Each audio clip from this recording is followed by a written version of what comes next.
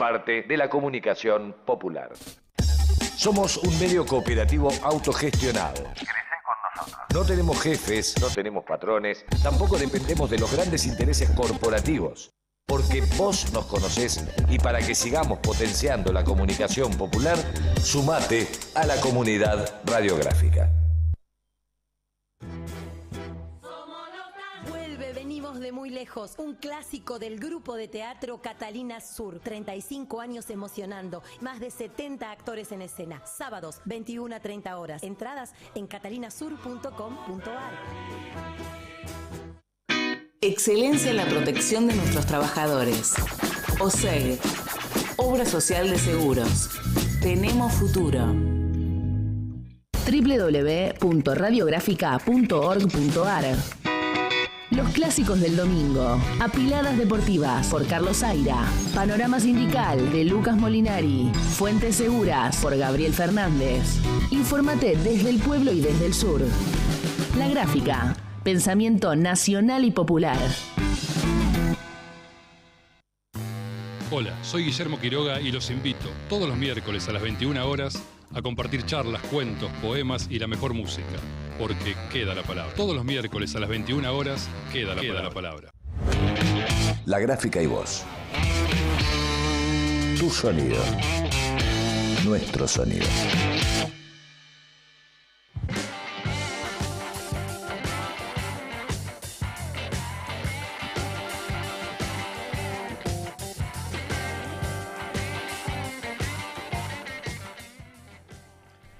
Muy buenas tardes, en esta calurosa tarde de Buenos Aires, 29 de diciembre, damos comienzo al último programa del año de Laudatistas, el programa de la Alameda, que se emite por Radiográfica, y estamos frente al programa número 31.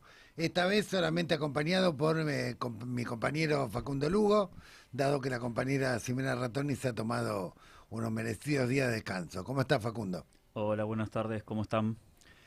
Bueno, para comenzar, digamos, este programa como una especie de resumen anual de lo que están convirtiendo a la Argentina, se me ocurría que la definición más aproximada de lo que está ocurriendo en el país es la definición de protectorado. Protectorado no es una colonia, o sea, no es una colonia en el sentido de que haya un país invasor, digamos, que controla todos los resortes del país, sino una especie de régimen dual en el cual formalmente hay himno, hay bandera, hay liturgia nacional, hay jurídicamente una conformación de país, pero las decisiones de fondo las toma el país imperial. Concretamente, el gobierno de Milei, para sostener su esquema macroeconómico, está agarrado del cogote del Departamento del Tesoro y de los fondos buitres que lo acompañan, como JP Morgan y BlackRock. Por lo tanto, todos sus pasos tienen que ser acordados con la potencia imperial, que a su vez impone una agenda de destrucción ambiental, algo que vamos a ver en el transcurso de este programa, de destrucción de los derechos laborales, algo que está pronto a ocurrir con la mal llamada reforma laboral, pero además también un circuito de narcocriminalidad en estado de avance muy peligroso, nunca visto los niveles de avance, sobre todo a partir de la sanción el 26 de diciembre pasado de la ley de inocencia fiscal, una ley que establece subir el piso de la evasión simple de $1,5 millones a $100 millones, o sea, hoy a cualquiera que encuentren con cerca de $100 millones no sería considerado per se evasión simple. Y en el caso de la evasión agravada, aumenta el piso de 15 millones a 1.000 millones de dólares. Es a pedir de los narcos. Esta medida de inocencia fiscal que permiten de alguna manera el blanqueo de divisas de manera descarada, sin explicar su origen, se complementa con otra serie de medidas que se han tomado recientemente, como por ejemplo la apertura de la salida y el ingreso de avionetas privadas sin controles efectivos, la liberalización del transporte terrestre de personas y mercancías a través del territorio sin registros exhaustivos, blanqueo de capitales sin justificación del origen y ahora la llamada ley del principio de inocencia fiscal, que garantiza la extinción de la acción penal cuando se descubren fortunas millonarias no declaradas en el exterior. Todo esto viene de un gobierno que ha financiado su campaña con Fred Machado, que tenía como principal candidato un narco que tuvieron que desplazar, José Luis Esper, que todavía tiene otra narco que no pudo asumir en el Senado, pero persiste como diputada, Villaverde, de Río Negro, y además tienen un personaje oscuro que proviene de la CIDE y que además tiene vínculos estrechos con el entorno de Donald Trump y con Santiago Caputo, que se llama Leonardo Scaturice. Recuerden este nombre, porque este señor, de ser un simple agente de inteligencia, se convirtió rápida y velozmente en un multimillonario de un conjunto de compañías extranjeras que se apropiaron de el control de lo que era Flybondi, lo que era el espacio aerocomercial privado, y también de OCA, de lo que es el correo privado. Correo y espacio aerocomercial son dos lugares muy apetecibles para el narcotráfico internacional, del mismo modo que la hidrovía, que es donde apunta sus cañones la gente del gobierno. Es decir, la Argentina, como se sabe, hace bastantes años se ha convertido en un país de alto tránsito de estupefacientes por la hidrovía, por las fronteras porosas, por el espacio aerocomercial, que se exportan masivamente a Europa, y en el camino van regando de narcomenudeo prácticamente todos los pueblos. Bueno, ahora tenemos una legalización del ingreso, egreso restricto de avionetas, de transporte terrestre, por la hidrovía, del blanqueo, de alguna manera que pretende naturalizar esta situación de narcoestado o de narcoprotectorado, por decirlo de algún modo, porque en definitiva quien resuelve los asuntos es el gran tío Sam. Por otro lado, tenemos una ley de financiamiento de los partidos que habilita el financiamiento opaco de asociaciones jurídicas privadas, lo cual ha permitido que en muchas ocasiones, y esta campaña se notó muy evidentemente, los narcos metieran la cuchara a la hora de financiar concretamente no solamente al gobierno, a diferentes partidos, y luego a su turno condicionar e imponer este tipo de leyes como el de la inocencia fiscal. Es cierto que muchos estamos escandalizados porque se ha derribado el piso de presupuesto asegurado para educación, para ciencia y técnica. Sin embargo, que el árbol no tapa el bosque. Acá ha ocurrido algo más grave todavía, que es lo de educación y ciencia y técnica, y es de alguna manera la habilitación al blanqueo absolutamente indiscriminado de los capitales narcos que pululan por toda la República Argentina. Y esto se combina con la destrucción ambiental, como está ocurriendo con los episodios de extractivismo en la minera San Jorge en Mendoza, como está ocurriendo con las petroleras y el fracking, como está ocurriendo en varios lugares de la República Argentina, y también se combina con la destrucción del principio histórico de las 8 horas de trabajo, que también es otro principio que pretende barrer el gobierno de Javier Milei, que, como indiqué al principio, se trata de un gobierno formalmente independiente, pero que en realidad depende pura y exclusivamente del humor del Tesoro norteamericano, que es el que ahora maneja la situación macroeconómica inestable que tiene el gobierno, aunque parezca estable. Inestable digo porque no hay reservas para poder enfrentar una corrida, dependen pura y exclusivamente del apoyo externo.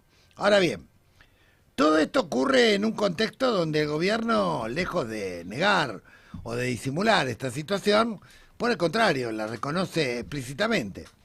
A fin de año, Milei en estos días, la semana pasada, le repartió a sus ministros, a sus principales funcionarios, un libro que se llama Cómo defender lo indefendible. El autor es Walter Block, que es un texto que, como han repasado diversos periodistas, opinólogos en las redes, es un texto que justifica el narcotráfico, el proxenetismo, la explotación sexual, el trabajo infantil, la explotación laboral, y lo justifican como un intercambio libre y voluntario dentro del Dios mercado.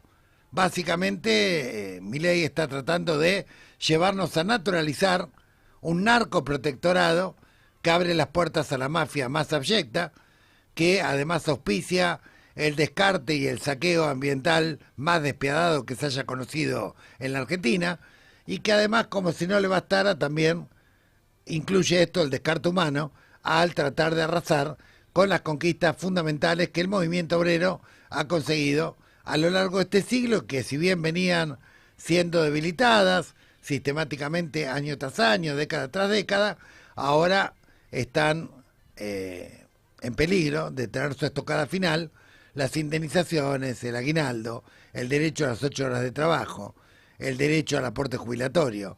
Todas estas cuestiones están en duda y van a depender concretamente de la resistencia, de la lucha, pero también hemos visto que la relación de fuerzas está compleja, porque además las provincias están en una situación de asfixia económica que el gobierno aprovecha muy bien para extorsionarlos con más o menos coparticipación a cambio de votos, y esto explica la holgada mayoría de 42 votos que obtuvo días pasados en el Senado para sancionar tanto el presupuesto como esta ley narco, mal llamada principio de inocencia fiscal.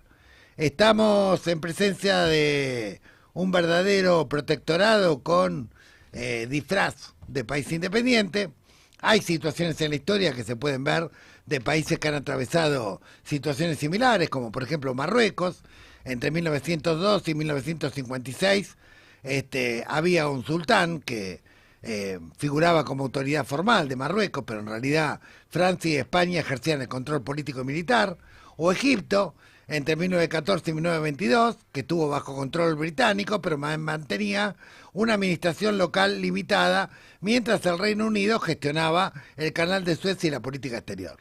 Estamos acercándonos a una situación similar, digamos, de soberanía totalmente formal, soberanía de papel, que consta del himno, que consta de la bandera, del escudo, de celebrar las fechas patrias, pero las decisiones de fondo las está tomando el imperio, las están tomando los narcos, y los narcos y el imperio están sumamente ligados, y creo que figuras como Fred Machado y sobre todo Leonardo Scaturice, que juega a dos bandas, juega a la banda de la CIDE y juega a la banda de la convención ultraderechista que impulsa a Donald Trump. Juegan abiertamente para quedarse con aquellos recursos logísticos básicos que garantizan el negocio grande del narcotráfico a través de la hidrovía, del espacio de la comercial privado, del correo privado y ahora de el no registro del transporte terrestre de ningún tipo y de la habilitación indiscriminada del blanqueo de capitales. Estamos frente a esta situación grave, digamos, para la soberanía, para la independencia del país, y claramente no basta nuevas caras, no basta candidatos que sean carismáticos, no basta que vengan a administrar este protectorado. Lo que se necesita es un plan de liberación nacional, un programa de liberación nacional que le explique claramente a la población qué vamos a hacer con la banca, qué vamos a hacer con el comercio exterior, qué vamos a hacer con los narcos, qué vamos a hacer con los derechos laborales, qué vamos a hacer con el 50% de personas que no están registradas y cómo las vamos a incluir, cómo se va a reactivar un plan de industrialización en base a la sustitución de importaciones. Si lo que necesitamos es empezar a hablar concretamente de un programa por una Argentina justa, libre, soberana, o como diría el Papa Francisco, por una Argentina justa, inclusiva y sustentable. Y a propósito de Francisco, hoy recordaba una carta que me había mandado para esta fecha, 27 de diciembre del año 2024, donde Francisco calificaba los movimientos del gobierno como pasos de baile de cipayo. Estos pasos de baile de cipayo se han profundizado durante todo el 2025 y han tenido de alguna manera un coronamiento final el pasado viernes 26 de diciembre con la ley de principio fiscal y barriendo de alguna manera los pisos que garantizaban un marco presupuestario para la educación, para la ciencia y para la técnica. Por lo tanto, ya no estamos solamente con un problema de candidato, o sea, cómo tenemos un candidato que plantee la inclusión. Estamos frente a un problema de candidato, pero sobre todo frente a un tema de programa de liberación nacional, y esto es lo que tenemos que tener presente. Y la Argentina tiene historia y tiene programas, tiene Huerta Grande, La Falda, el programa de los 26 puntos de ACGT, el programa de los 21 puntos de el 21F, varios programas que se gestaron a raíz de la movilización popular, de la participación masiva, de organizaciones sociales, políticas, sindicales, en los cuales tendríamos que empezar a brevar para tratar de encontrar algunas respuestas, algunas soluciones, algunas ideas respecto a cómo vamos a reconstruir a la Argentina y cómo nos vamos a liberar de este protectorado. Esto es Laudatistas, episodio 31.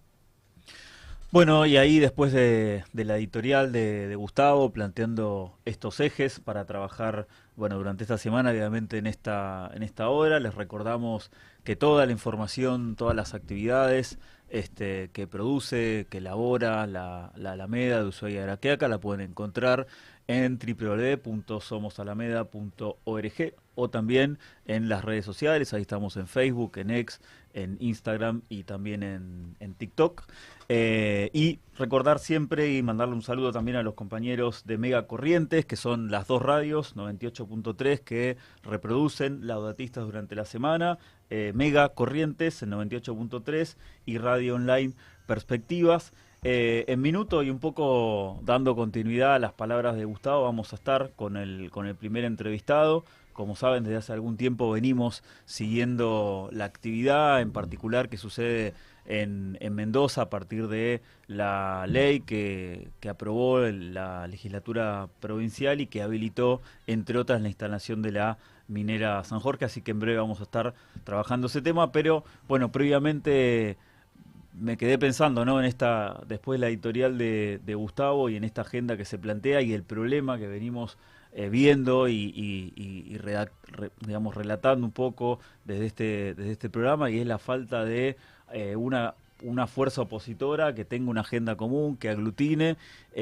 y cuando se ve que cuando empieza a haber un atisbo de unidad, de consolidación, o al menos reagrupamiento del peronismo, bueno, surgen las votaciones como las que mencionaba Gustavo del presupuesto, que si bien no rompió el bloque, pero bueno, dejó ahí al descubierto algunas diferencias que hay, que obviamente tienen que ver con esta discusión que siempre se da entre los gobernadores y la necesidad de subsistencia que mandan muchas veces a votar a sus senadores en contra del resto del bloque. Así que esto quedó nuevamente expuesto de alguna forma con la votación del presupuesto, que fue la última gran ley que sacó el gobierno, ¿no? Sí, mientras tanto el gobierno obviamente aprovecha la falta de proyecto alternativo, subrayo, no candidatos, proyecto alternativo.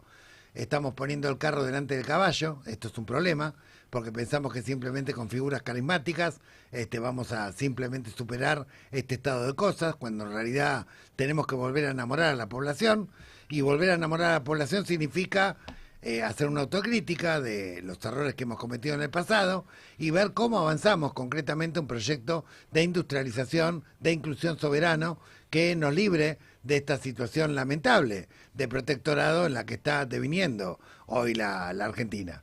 Frente a esta falta de proyecto, el gobierno aprovecha la desesperación de las provincias, la desesperación presupuestaria, la desesperación por tomar deuda, y condiciona obviamente votos para poder obtener triunfos parlamentarios, que si bien son triunfos parlamentarios frágiles y débiles, lo cierto es que los va logrando en base no a la fuerza propia, sino a la debilidad al contrario. En otro orden de cosas, comentarles que a partir de febrero vamos a continuar con la recorrida por todo el país, presentando el libro La amistad no se negocia.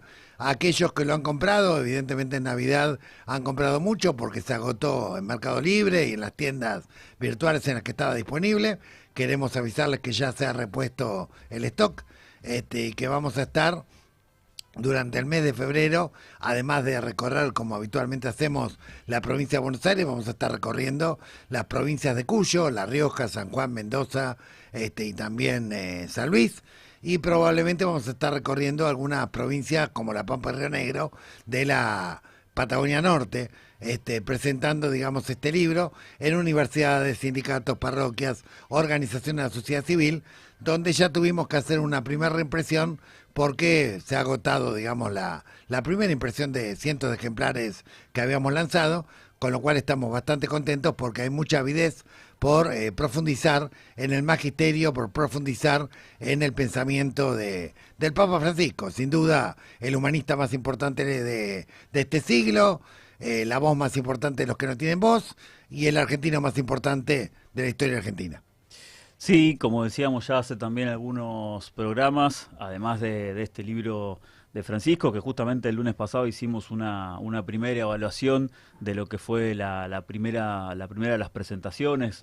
Estuvimos ahí detallando la cantidad de compañeros, compañeras, organizaciones que se aglutinaron en las distintas provincias y también en Morón para finalizar el año en la ciudad de Buenos Aires, y adelantábamos también el lunes pasado que además de este libro de Francisco que estamos continuando en su presentación y que va a seguir en el mes de febrero, también hacia marzo, abril, vamos a un poco complementar esta primera obra, esta primera edición de Gustavo en particular y de la Alameda en general, con un libro que cuenta la historia de la Alameda y que obviamente repasa más en específico el vínculo que Bergoglio tuvo con la Alameda. Obviamente no es solamente circunscripto a este vínculo, sino la historia de la Alameda, de su nacimiento hasta la fecha. Así que bueno, el año que viene además vamos a estar trabajando en paralelo, además del libro sobre el Papa Francisco y esta correspondencia inédita, el libro que cuenta los casi 25 años de historia de la Alameda.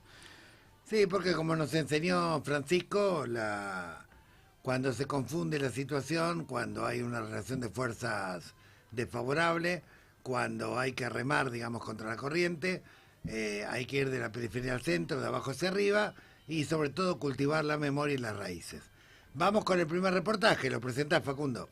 Sí, vamos a estar hablando por mí, ahí seguramente va a figurar José Luis Ramón, que actualmente es diputado provincial de la legislatura de Mendoza, fue diputado nacional, es abogado y es uno de los firmantes de la última acción, el último amparo que se presentó, de los 4 que se presentaron, el último que se presentó la semana pasada, se hizo entre otras organizaciones, llevó la firma autoconvocados y del diputado, reitero, de la provincia de Mendoza, José Luis, a ver si... Ramón. ¿Cómo estás, José Luis?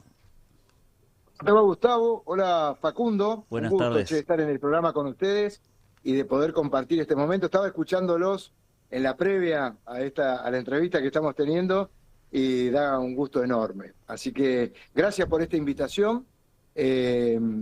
Somos parte de mi fuerza política protectora de un trabajo muy, pero muy grande que hemos venido desarrollando durante muchos meses, que incluso se inició allá por el año 2011 en el primer intento de poder poner en funcionamiento al proyecto San Jorge del cobre mendocino.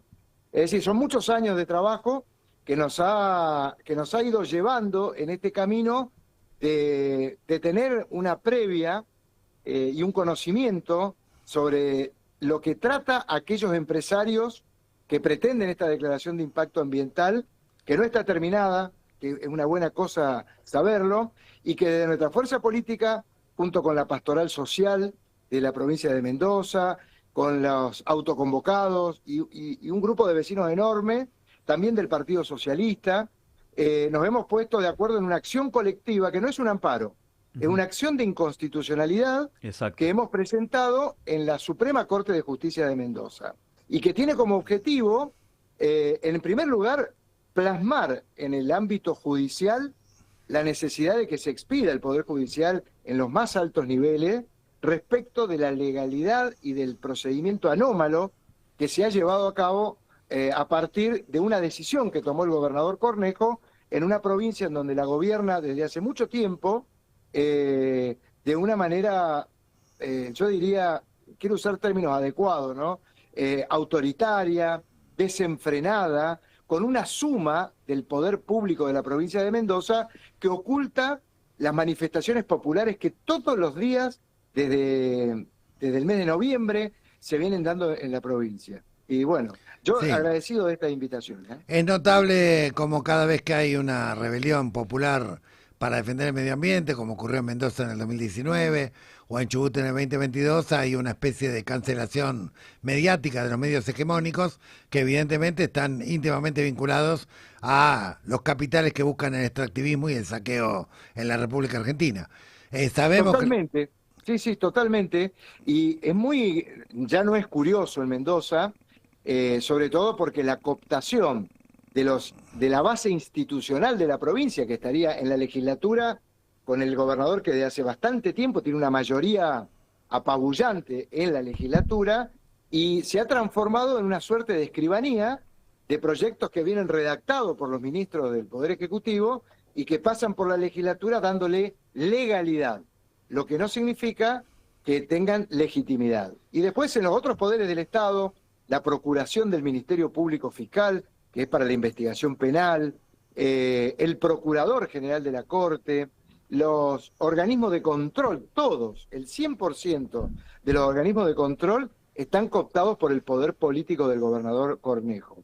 Y eso trae un problema grave, ¿no? Que nosotros lo vimos sobre todo en esta imposición que intenta el gobernador aprobando la declaración de impacto ambiental del proyecto San Jorge, obviando todas las voces en donde le decimos, miren, esta empresa de estos 5 dueños, son 5 banqueros que ni siquiera son argentinos, viven en Europa, en los Estados Unidos, no están cumpliendo primero con la Constitución de la Nación, con los acuerdos convencionales que tenemos en el mundo entero, y sobre todo con el cumplimiento de la ley para cumplir con los pasos que corresponderían a un emprendimiento.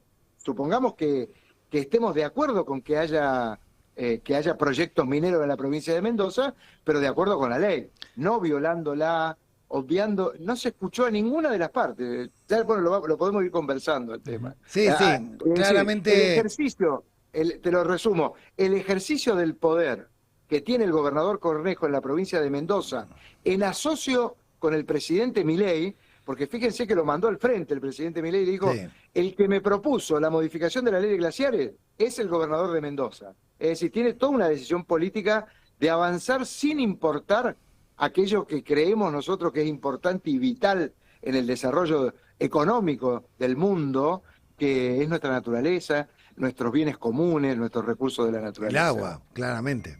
El agua, es central. Bien, ahora vamos a ver, digamos, qué reacción tienen los funcionarios judiciales, muchos de los cuales yo he sido intermediario de cartas que han enviado a su santidad el Papa Francisco, o de coloquios donde han participado, incluso jueces de la Corte Suprema de Justicia de la Nación. Algunos escribió un tratado incluso sobre el derecho ambiental y el cuidado de la casa común.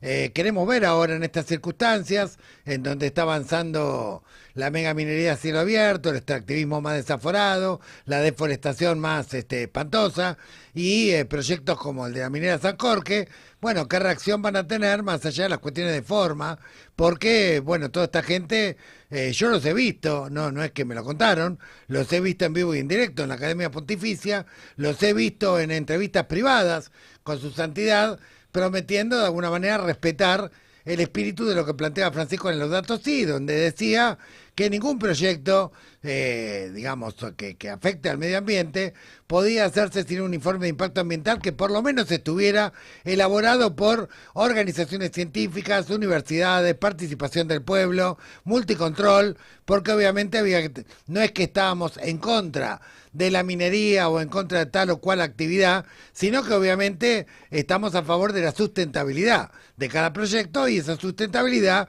obviamente la define el informe de impacto ambiental, que en este caso le están metiendo mano, están ocultando datos y están fraguando y ocultándolo a la participación popular, ¿no? Exactamente. Mirá, Gustavo, nosotros hicimos, a mí me toca la suerte de poder presidir la Comisión de Derechos y Garantías en la legislatura de Mendoza. Y quedamos en el grupo de las comisiones que discutieron, entre comillas, la declaración de impacto ambiental que envió el gobernador Cornejo. Y resulta ser que las otras 2 comisiones no quisieron escuchar las voces de aquellos que tienen argumentación científica, la argumentación de los derechos humanos. Porque pareciera ser que cuando se habla de derechos humanos, del derecho a la naturaleza, de lo que constitucional y convencionalmente en la Argentina hemos resuelto desde hace mucho tiempo, que es el cuidado de la casa común, como decía el Papa Francisco, y como muchos lo entendemos, independientemente de la bandería política que tengamos. No puede ser que se empiece a naturalizar que el hecho del desarrollo económico tenga que depender de la violación de los derechos humanos, de la violación de los derechos que tenemos los argentinos en este caso, los mendocinos en particular en esta cuestión que se está tratando, de tener que decir, bueno, somos unos locos que estamos peleando por algo que es una ilógica, porque el mundo tiene que ir hacia la sostenibilidad de las nuevas energías, con el cobre, el oro y la plata que se pueda extraer a costa de lo que fuere. Y eso no se puede permitir. Por eso yo creo que esto que está ocurriendo en Mendoza, las 3 acciones de amparo, pidiendo medidas cautelares, nuestra acción de inconstitucionalidad y la acción colectiva más grande que va a haber en la Argentina, que se va a presentar el día 9 de enero por una asociación civil que se llama Progreso Mendoza, en donde vamos a ir pidiendo la adhesión de las personas individuales y de las personas y de las instituciones que apoyen esa acción colectiva, que va a ser, creo, la acción colectiva más grande que va a existir en la Argentina. Y eso no es menor si se acompaña con esta salida a la calle que están haciendo miles de mendocinos y de mendocinas, que va a generar, creo y espero, una reacción muy distinta de la que espera el gobernador Cornejo, de tratar de imponer con el talero que ha tenido de los votos en las últimas elecciones, tratar de sacar esto a costa de lo que fuere. Mira, José Luis, no se lo vamos a permitir. Mira, para marcar alguna situación de esperanza, recordar que el pueblo de Chubut en el 2014 fue relativamente sencillo, digamos, oponerse a la megaminería, se impuso un plebiscito, se ganó masivamente. Ya en el 2022 la lucha tuvo que ser más picante, mucho más larga, más prolongada, más dura. Y lo mismo va a pasar en Mendoza si lo comparamos con el 2019. Claramente el gobierno ahora cree que hay un contexto regional, internacional, favorable para hacer pasar esto y para poder de alguna manera sortear la movilización del pueblo, pero te recuerdo una lucha más atrás y reciente, digamos, un pueblito en la provincia de Córdoba, en la periferia de Córdoba, Malvinas Argentinas, en su momento tuvo que enfrentar la instalación de la planta de transgénico más grande de Latinoamérica, que traía efectos cancerígenos y que ellos con la universidad lo habían demostrado, y eso tenía el apoyo del gobierno de Córdoba, de la presidenta en aquel momento y del principal jefe de la oposición en aquel momento. O sea, estaba todo el arco político, absolutamente todo, a favor de Monsanto, que dicho sea de paso, auspiciaba la mayoría de los programas políticos, y este pueblito enfrentó a Monsanto, duró 2, 3 años, una lucha muy dura. En algún momento Francisco mandó carta, en algún momento también apoyó, pero indiscutiblemente fue la resistencia pacífica, la resistencia persistente de ese pueblo que llevó a que Monsanto se terminara retirando.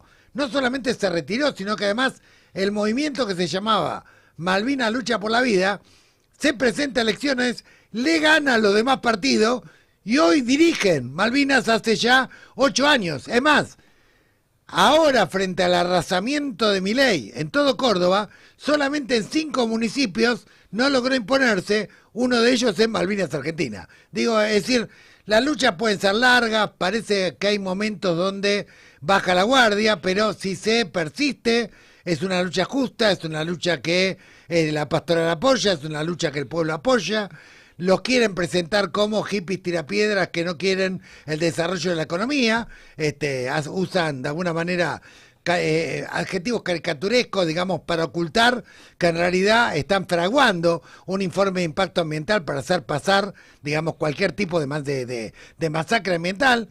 Creo que la experiencia de Schatchal es cercana también, por la negativa, y muestra cómo podés dejar un pueblo completamente desértico con el agua contaminada. Bueno, entonces me parece que esta es una lucha que de a poco va a ir sumando la simpatía de todo el pueblo argentino, ya la está sumando. De hecho, es uno de los posteos, los que tienen que ver con Mendoza son los posteos más seguidos digamos, por la población en general, donde hay una conciencia ambiental importante en Argentina. Y bueno, me parece que todos estamos pendientes de esta lucha y Dios quiera que, bueno, que tengamos de alguna manera resultados pronto. Mira, yo creo, ¿sabés, Gustavo? Lo que pasó en Malvinas, en la provincia de Córdoba, es paradigmático. Y para tenerlo como ejemplo, y sobre todo, ojalá lo pudiera tener presente un gobernador como el de Mendoza actualmente. El desarrollo económico de los pueblos, y está demostrado a lo largo de la historia, aquellos que hemos estado interesados en ver cómo ha sido el desarrollo económico en Europa, en Asia, en el Medio Oriente y en los distintos lugares, la gran diferencia que marca el camino del desarrollo está en el tema humano. Porque lo que importa en el desarrollo de toda sociedad somos las personas, en primer lugar. Y el desarrollo económico tiene que ir acompañado de aquello que trae raigambre, de aquello, es decir, eso de considerar hippie tirapiedra a alguien que cree que el desarrollo económico puede estar sustentado en una matriz productiva diversificada, en donde exista la minería, exista la extracción del petróleo, porque evidentemente el desarrollo económico necesita de ese tipo de materiales, pero no a costa de que nosotros tengamos que entender como seres humanos que tenemos que tirar por el tacho de la basura todo lo que puede hacer al desarrollo humano en nuestra casa común. Ese es el mensaje que le vamos a transmitir a estos empresarios, que son 5 banqueros que viven en Europa, en Estados Unidos, y de un gobernador que ha quedado acollarado, no sé la razón que fuere, y que esté intentando imponer esto de prepo. No puede pasar. Y tanto la movilización popular, y que en Mendoza está siendo muy fuerte, lo que pasa es que es muy difícil verla porque el chorro de internet que sale de los medios más grandes que paga el gobierno de la provincia... Claro, lo oculta. Pasó en Malvinas, pasó en Chubut, es un clásico. Exactamente. Pero hay algo que no se puede acallar, que es la voz del pueblo cuando sale a las calles. No hay código de convivencia. Vos no sabés la cantidad de detenidos. Yo, como abogado, me he puesto voluntariamente a hacer habeas corpus, en donde ya algunos jueces en Mendoza, de los 15 detenidos que hubo en la última manifestación, yo tuve la oportunidad de que salieran con habeas corpus 4 detenidos. Significa que ya hay jueces que no se están animando a acompañar esta locura de prepo. Y eso yo creo, y bueno, y como yo, hay una veintena de abogados que con compromiso, que no dudamos en poner nuestra firma, nuestra fianza económica en defensa de las personas que salen a la calle y que el gobernador las quiere encarcelar. Le va a costar horrores. Le va a costar horrores y aparte estoy seguro que van a lograr revertir esta situación más temprano que tarde. Quizás sea más prolongado esta vez porque obviamente del otro lado también juegan. Bueno, José Luis, lamentablemente nos queda muy poquito tiempo, pero sabé que esta radio está a disposición. Vamos a seguir todas las semanas este conflicto, lo vamos a acompañar, lo vamos a difundir y obviamente vamos a contar con tu grata presencia, digamos, para que nos vayas contando las novedades de cómo avanza en el plano jurídico, en el plano callejero y en el plano social esta lucha de los mendocinos a favor del agua y a favor de la vida. Para mí va a ser un gustazo, el agradecido soy yo. Facundo, gracias Gustavo. Un gusto. Y a disposición, y gracias por ayudar a difundir esto que está ocurriendo en nuestra provincia y que le estamos dando batalla. Muchas gracias. Gracias a ustedes. Bueno, y quien pasaba era el diputado provincial de la provincia de Mendoza por Protectora Fuerza Política, José Luis Ramón, contando la última de las acciones de inconstitucionalidad e inconvencionalidad, y explicaba bien que se presentó el pasado viernes contra la ley que habilitó la minería San Jorge. Vamos sí ahora a una tanda y después volvemos con más laudatistas. Radiográfica. 20 años. 20 años construyendo comunicación popular. 20 años sonando a Radiográfica. Para que nadie te diga lo que tenés que escuchar, para que nadie nos diga lo que tenemos que decir, sumate a la comunidad radiográfica. Desde 2005, recuperando el aire. La radiográfica se construye pesito a pesito, voz a voz, paso a paso. Todos ponemos, todos. Hacela cortita. Faltan 40 lucas. para levantar la torre. Compra tu bono llamando al 4116-2848 o venite, Avenida Patricios 1941. En 20 años no cambiamos, evolucionamos. Federación del Personal de Vialidad Nacional. En las rutas nacionales, dignificando al trabajador y trabajadora vial. La Gráfica, FM 89.3. Suena la comunicación popular.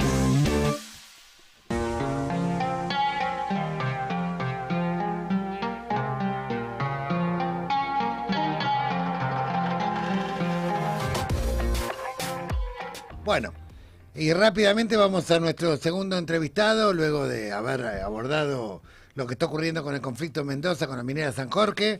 Fue senador, canciller, bueno, muy conocido, encabezó la lista de Fuerza Patria en la provincia de Buenos Aires, actualmente diputado, el compañero Jorge Tayana. ¿Cómo está, Jorge? Buenas tardes. Acá estamos en Laudatistas, programa de la Alameda. ¿Qué tal? ¿Cómo van ustedes? ¿Cómo están en la Alameda en este fin de año? Bien, bien, estamos un poco analizando, al principio en la editorial estábamos analizando las consecuencias que tenía esta ley de principio de inocencia fiscal, que a nosotros nos parece que es la habilitación al blanqueo indiscriminado de dinero oscuro. También tiene que ver con la laxitud de los controles aéreos y terrestres. También lo vinculamos con personajes opacos como este señor Escaturice, que viene de la CIDE, hoy maneja empresas muy poderosas, digamos, en el espacio aerocomercial privado, y OCA. También cómo están metiendo su injerencia obscena, digamos, en la hidrovía, en el contexto de una Argentina donde parece que nos estamos convirtiendo en una especie de protectorado que depende del Departamento de Estado norteamericano, que depende de BlackRock, de JP Morgan, y donde, digamos, está ocurriendo en simultáneo un saqueo ambiental, una amenaza a los derechos fundamentales de los trabajadores a través de la mal llamada reforma laboral, pero también una habilitación indiscriminada al blanqueo y al lavado del narcotráfico. ¿Cómo ves el panorama y cómo te parece que el peronismo tiene que pararse frente a esta situación?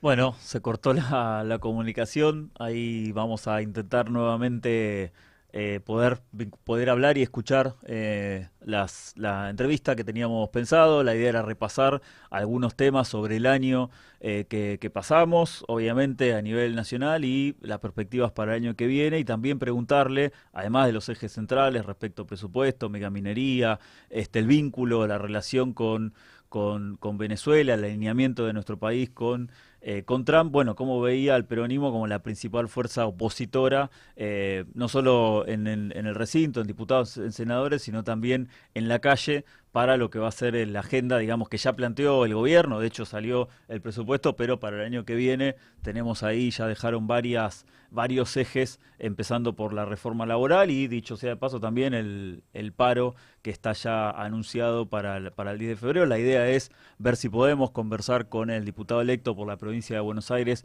Jorge Tayana, sobre estos temas, así que estamos viendo ahí si podemos recuperar el llamado. Sí, sabía que ya está en contacto. Sabía que estaba lejos y que por ahí había algún problema de comunicación, así que vamos a esperar un ratito. Bueno, Jorge participó de las sesiones parlamentarias, donde lamentablemente fuimos derrotados, digamos, a la hora de tratar de cuestionar puntos centrales del presupuesto que reducían, o mejor dicho, eliminaban el piso del presupuesto garantizado para ciencia, para técnica, para educación. También la escandalosa ley del principio de inocencia fiscal, que habilita el blanqueo indiscriminado, digamos, de capitales, que analizamos en nuestra editorial. Y bueno, queríamos tener un balance, un análisis desde la Cámara de Diputados. Bueno, mientras esperamos la comunicación, si la podemos retomar con el diputado Tayana, vamos a ver si podemos ir a nuestro próximo entrevistado, volviendo y retomando el capítulo que tiene que ver con el saqueo ambiental que se está produciendo simultáneamente en varios lugares. Y también tenemos previsto una tercera entrevista con un ex fiscal federal, fiscal de Cámara, una persona muy reconocida en el ámbito de la lucha ambientalista, que muchas veces peleó codo a codo con Pino Solanas. Estamos hablando del ex fiscal federal Gustavo Gómez, concretamente, que hoy es querellante en varias causas en las cuales se cuestiona el fracking, se cuestiona los métodos de extractivismo, digamos, y contaminación que se llevan adelante. Vamos a ver si podemos establecer una comunicación con él.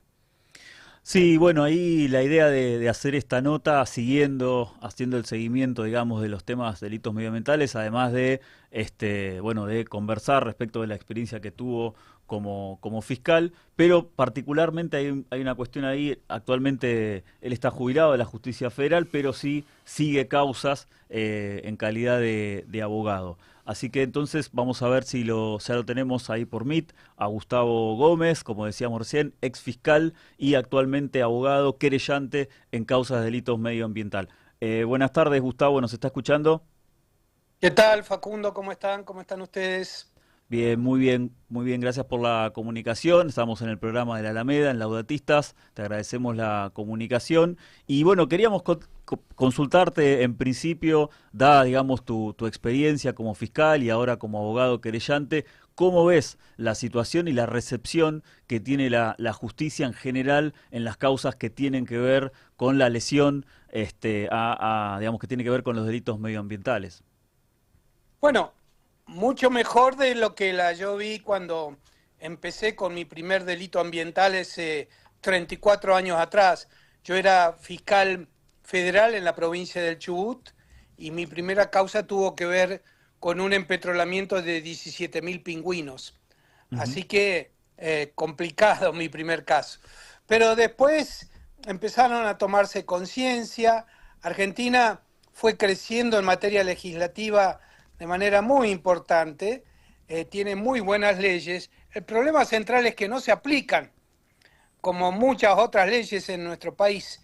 Pero la verdad que hay muy buena legislación y ya contamos con muchas causas penales, incluso de empresarios que han sido condenados por los crímenes ambientales que han cometido. Así que creo que estamos creciendo. Me gustaría que fuera mucho más, sí, claro que sí. Me gustaría un compromiso mayor del Poder Judicial también. Pero me parece que hay una conciencia muy importante en el ciudadano de a pie, que es en quien yo más confío en esto, ¿no? Y de todas las causas donde hay condenados por delitos ambientales, ¿cuál te parece que es la más emblemática, Gustavo? Yo creo que la que se condenó al presidente de la Federación Empresaria de Tucumán, Rocha Ferro, que es un hombre que tiene varios ingenios azucareros, que es dueño de una universidad también en Tucumán, y fue condenado a prisión ahora, a prisión efectiva, por orden de un recurso de casación que ganamos, justamente donde pedimos que sea más de 3 años de prisión. Fue condenado a 3 y la Cámara de Casación ordenó que sea más, entonces va a ser a prisión efectiva. Y tiene que disponerse, supongo que en febrero, ya la ampliación de la condena. Está muy bueno lo que decís, y aparte sería muy bueno socializar esta didáctica de casos, digamos, de condenas o de primeras condenas, porque justamente recién venimos de hablar con actores del pueblo mendocino que están luchando contra los informes ambientales truchos que presentó la minera San Jorge y que amenaza de alguna manera el agua en esa región. Y bueno, han presentado diferentes amparos, acciones de inconstitucionalidad, y me parece que esta didáctica de casos donde se va progresando puede servir, digamos, de efecto contagio para ir sembrando alguna jurisprudencia y sobre todo teniendo presente que uno de los 3 miembros de la Corte Suprema de Justicia escribió un tratado de derecho ambiental que se lo llevó al mismo Papa Francisco y que él decía que estaba alineado con lo que establece la encíclica Laudato Si. Me refiero a Lorenzetti. Sí, yo creo que tenemos que acostumbrarnos en nuestro país de que los abogados cuando son académicos escriben una cosa y cuando firman sentencias afirman otra totalmente distinta. Yo lo veo con mucha frecuencia. No podemos pensar que Lorenzetti sea un abogado que tenga la intención de imputar crímenes ambientales cuando, por ejemplo, en una sentencia contra los superficiarios petroleros de Neuquén se las rechaza ante el posible daño. Yo creo que es parte de un grave conflicto que tiene nuestro sistema de administración de justicia, que busca el aplauso académico, pero que cuando tiene que firmar sentencias, obviamente contra el poder económico y el poder político, es muy difícil que lo hagan. Está muy bien, la definición justamente a eso apuntaba que hay mucho discurso y mucha teoría, pero a la hora de la práctica siempre están defendiendo los mismos intereses, ¿no? Que no son los del pueblo. Es que la Academia del Derecho lamentablemente tiene ese perfil. Yo siempre desafío a los que estudian especializaciones y son doctores en Derecho Ambiental, siempre los desafío a que me traigan la currícula para ver si han estudiado Derecho Penal Ambiental o Derecho Procesal Penal Ambiental, que son materias muy específicas en otras universidades de América Latina y que las facultades de Derecho nuestra en Argentina no la incorporan. Claro, claro. Es una base, ¿no? Y en cuanto a Mendoza, bueno, yo vivo girando por el país. En febrero ya me han organizado un tour por Mendoza. Empiezo en Malargüe y creo que voy a terminar por San Juan. Son 6 o 7 ciudades donde voy dando charlas, talleres y explicando cómo ser querellante en una causa por un crimen ambiental o cómo hacer un pedido de informe de acuerdo a Escazú, porque estoy convencido de que la respuesta a esta impunidad que podemos constatar la encontramos justamente en la sociedad, en el ciudadano de a pie. Y está muy bueno que se empiecen a organizar y aparte ir aprendiendo de experiencias, ¿no? Respecto a cómo querellar, respecto a otras experiencias internacionales. Así que el papel del grupo de abogados que está trabajando con vos es bastante importante justamente para darle armas al pueblo para poder pelear mejor en defensa de la casa común. Gustavo. Yo vivo sosteniendo de que la justicia es demasiado importante para dejarla en manos de los abogados. Tenés razón. Así que mi idea es justamente dirigirme a ellos, ¿no? Bueno, muy bien, Gustavo. Lamentamos que tenemos poquito tiempo, te vamos a volver a buscar, pero te vamos a volver a entrevistar, porque este año va a estar plagado de conflictos ambientales, así que vamos a pedir tu opinión. Y desde ya agradecemos tu participación en estos poquitos minutos del programa Laudatista. Un abrazo muy grande. Chao, nos vemos. Un abrazo grande. Adiós. Hasta luego. Bueno, y quien pasaba por Laudatistas fue Gustavo Gómez, que fue fiscal general federal, especializado en delitos medioambientales y actualmente es abogado, querellante en distintas causas. Y bueno, ahí contando un poco sobre la recepción que tienen los delitos medioambientales en la justicia ordinaria, en la justicia federal, y también esta necesaria combinación entre los estrados, digamos, el ámbito judicial y la presión que por abajo se puede ir generando en la población, en las asambleas, para que, bueno, finalmente la justicia falle como tiene que fallar, o al menos repare en los casos en los cuales ya se han cometido los delitos. Y bueno, contaba él un poco esta evolución que fue viendo desde sus primeros años como fiscal. Hay una causa con digamos que involucraba a fauna, y los últimos años antes de haberse retirado, pese a que, bueno, continúa trabajando ahí como abogado en delitos medioambientales. En los últimos minutos vamos a tratar, si es que hay posibilidad, pero por el momento no, de conversar, como habíamos dicho, con el diputado Jorge Tayana. Caso contrario lo dejaremos para la semana que viene, pero bueno, vamos a intentar al menos a ver si los últimos 10 minutos tenemos posibilidad de conversar con el compañero.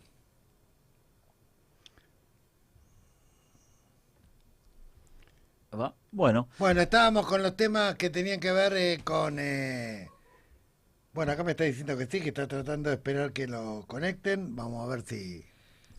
Bueno, pero evidentemente no. sale bueno, sale como apagado.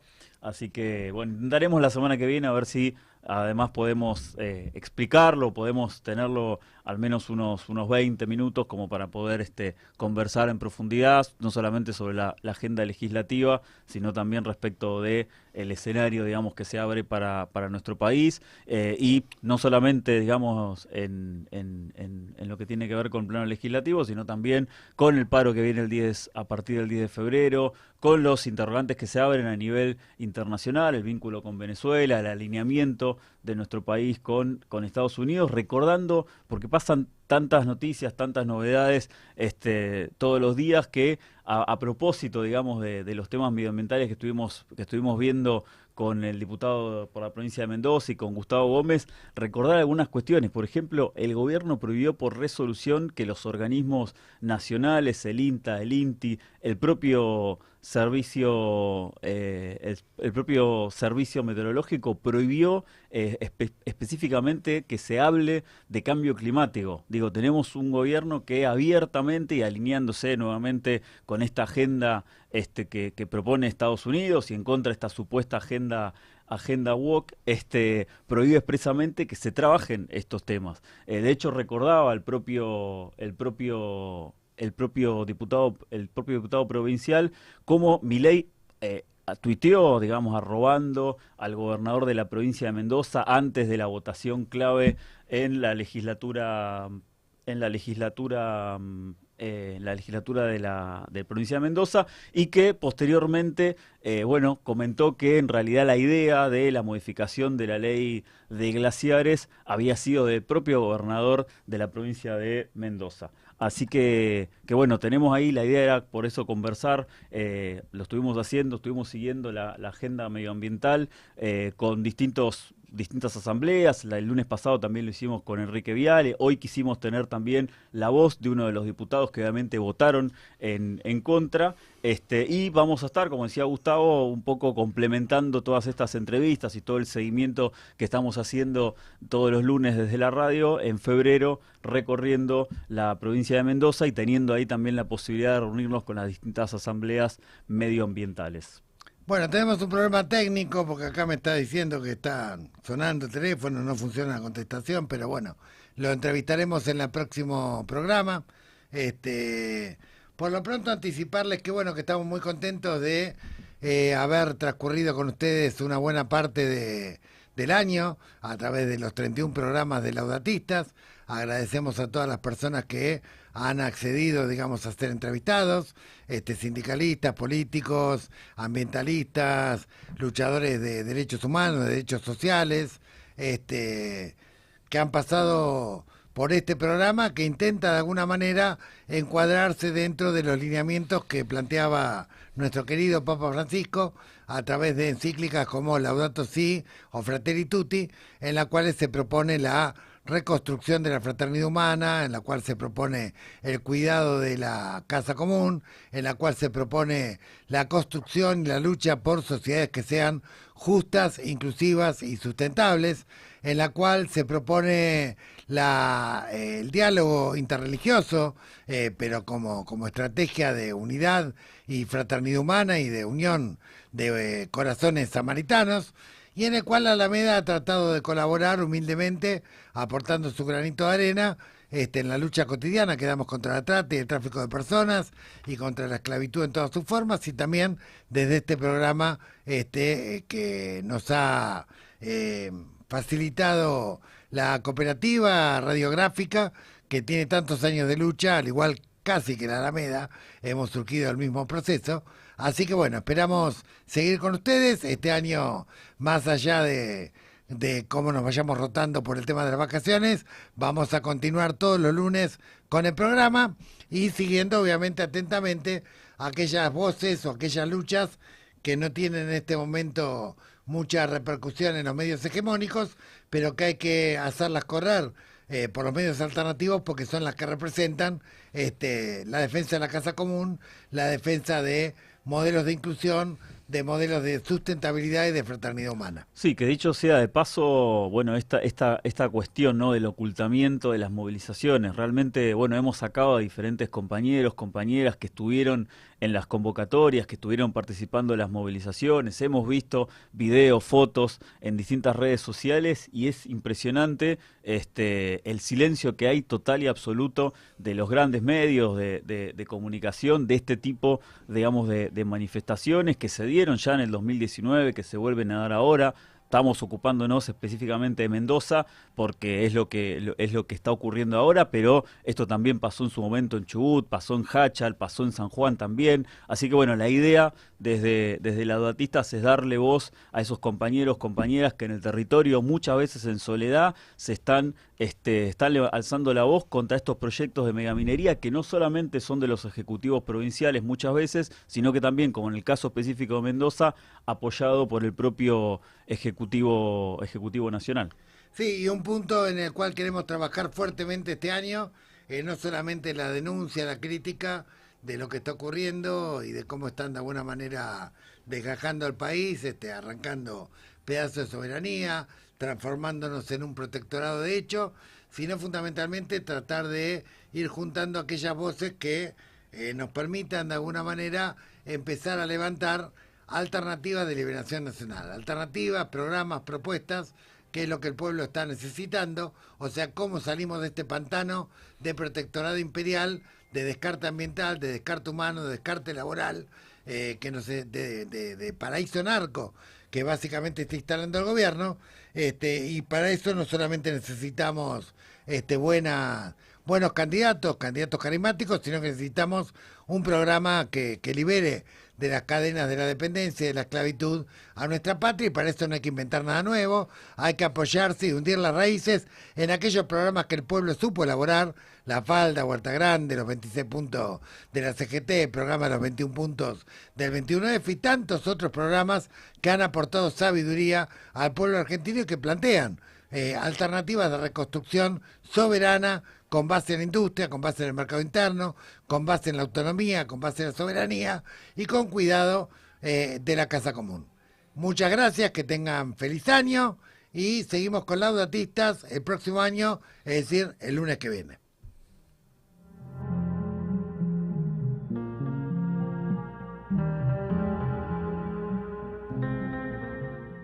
Radiográfica. 20 años. 20 años en movimiento. 20 años sonando a Radiográfica. Sé parte de la comunidad radiográfica. Sé parte de la comunicación popular. Somos